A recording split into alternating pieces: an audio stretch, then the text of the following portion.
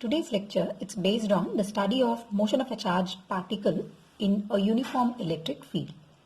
So when we study the motion of charged particle in a uniform field, we study it in two different cases.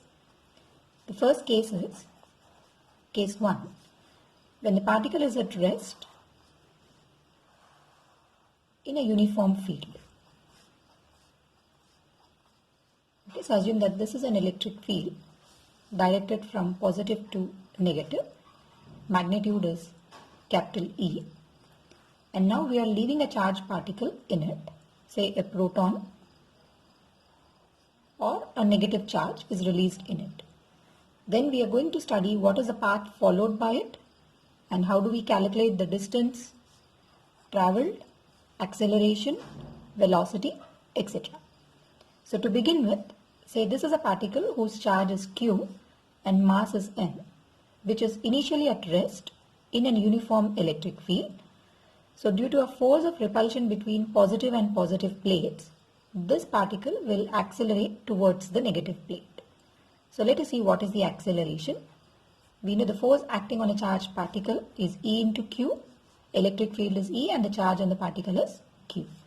If I write force as mass into acceleration, M into A is equal to EQ.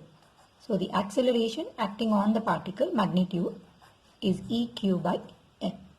So for the given diagram, if I write it in the vector form, acceleration is EQ by M into I cap. So this expression gives you the acceleration experienced by a charged particle which is kept in a uniform electric field. Now since it's moving with a constant acceleration, if suppose it is reaching or it is covering a distance d along positive x-axis, let's see what is the time taken by it to reach the negative plate. So we know from kinematics equations, I can use S is equal to ut plus half at square. Anyway, initial speed is 0. Distance covered is equal to d. U is 0. Acceleration magnitude is EQ by M. So substituting all these values in the first equation, we get d equals to, the distance traveled is equal to half of EQ by M into t square. So implies distance covered by a particle in a uniform electric field, because E, Q and M are constants, d is proportional to t square. So we have got that acceleration is not dependent on time, A is independent of time.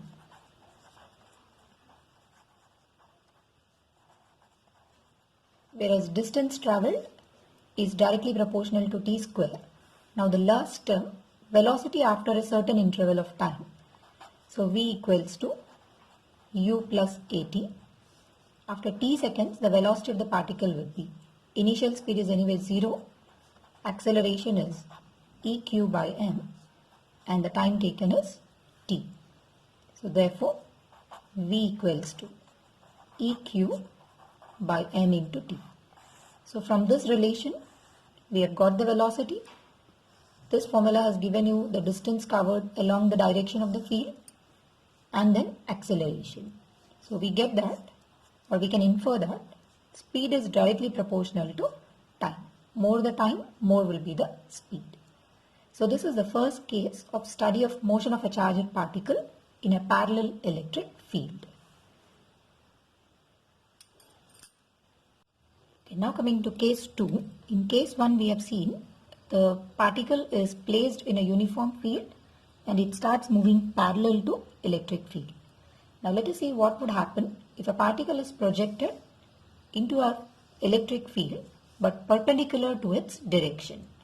Say let a particle of charge Q and mass M be given a velocity U along horizontal direction, and there is an electric field directed from positive to negative plate in vertically upward direction.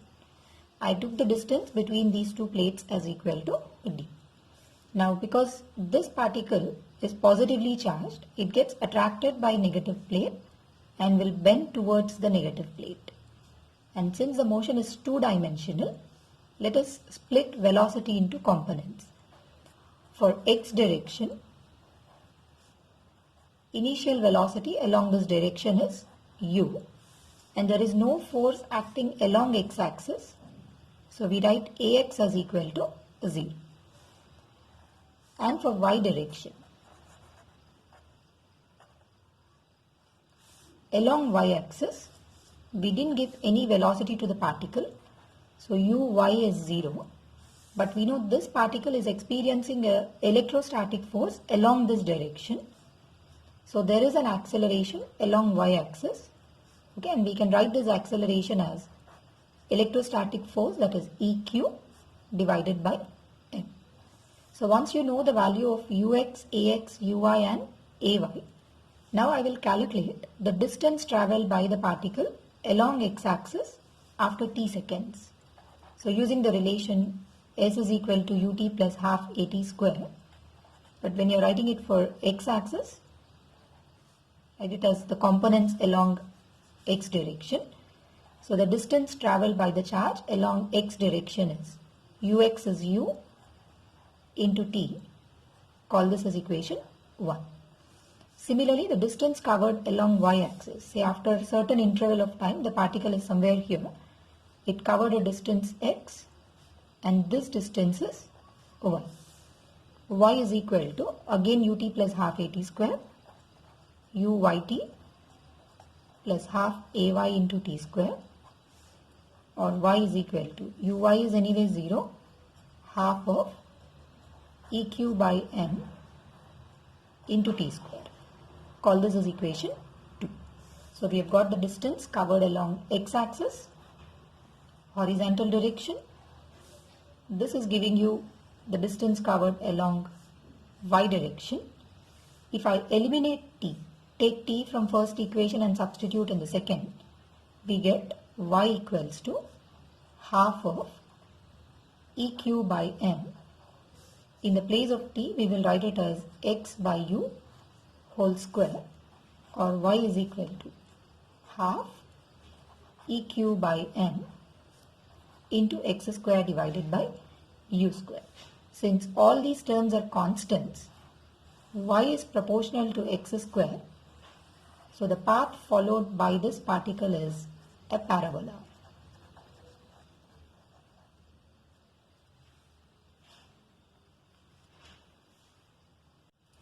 Okay, now if we want to determine its velocity of the particle after a certain interval of time, let us find out Vx as well as Vy.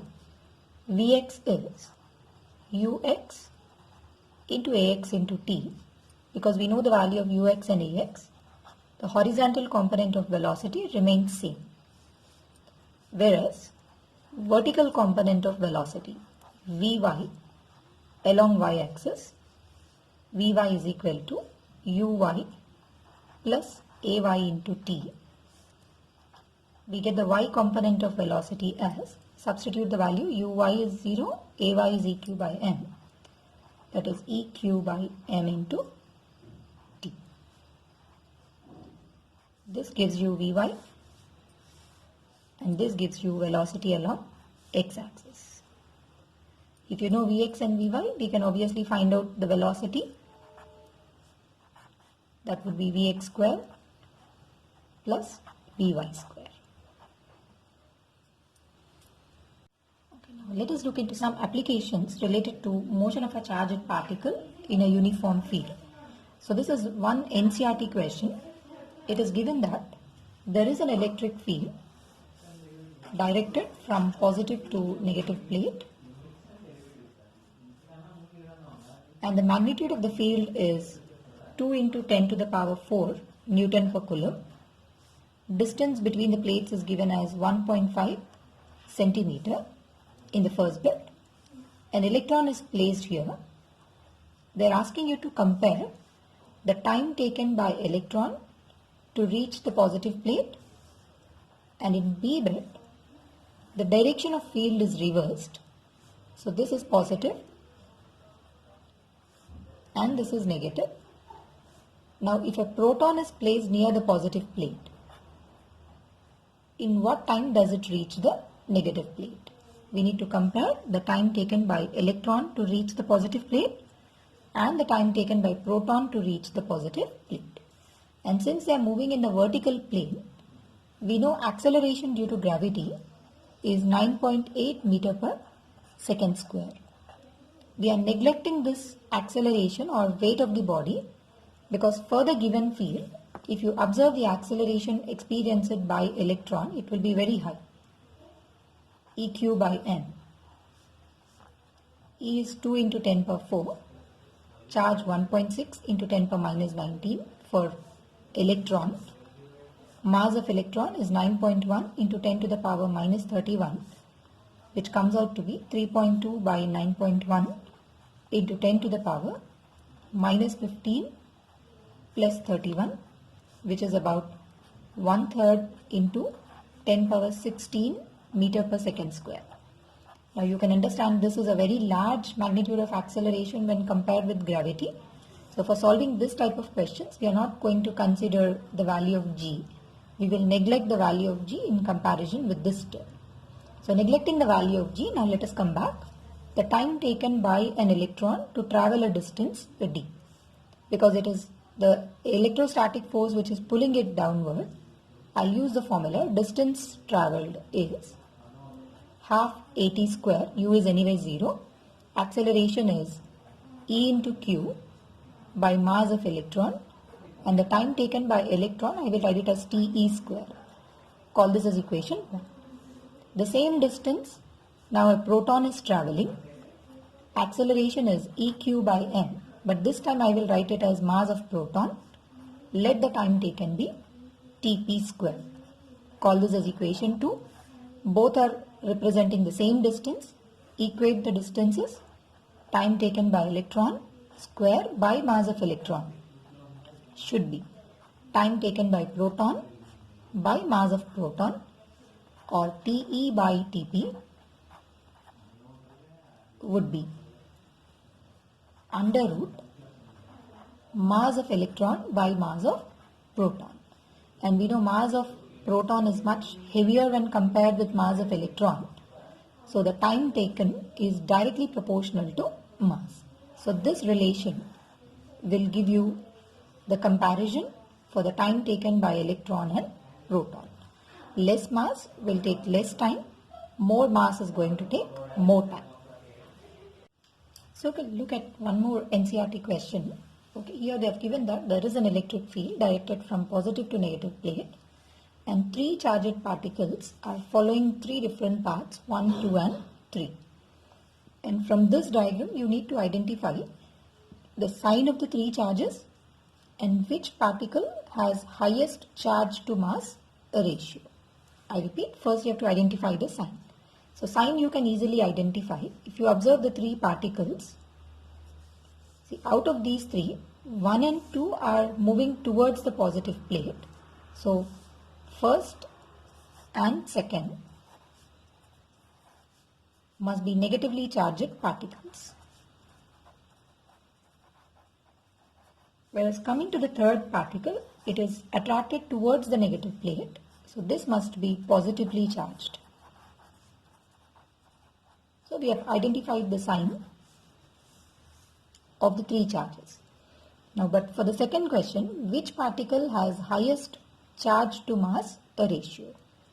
To know which is having a highest charge to mass ratio, so here we need to find out the vertical displacement of the particles. Say, extend this line. This is the vertical distance covered. This is the vertical distance, and this represents the vertical distance, that is y. Now in the previous case, when a particle is projected perpendicular to electric field, we have already calculated. The vertical displacement of the particle is given by half EQ by m into t square. So in a given interval of time, the one which has large value of y, E is constant, time we have fixed it, will have a large value of q by m. So at a particular instant, if you find out the vertical displacement, whichever particle has large vertical displacement, that will have large charge to mass ratio. So according to this diagram, if I take this as my reference line, the vertical distance covered is more for the 3. So the third particle has a large or highest value of charge to mass ratio.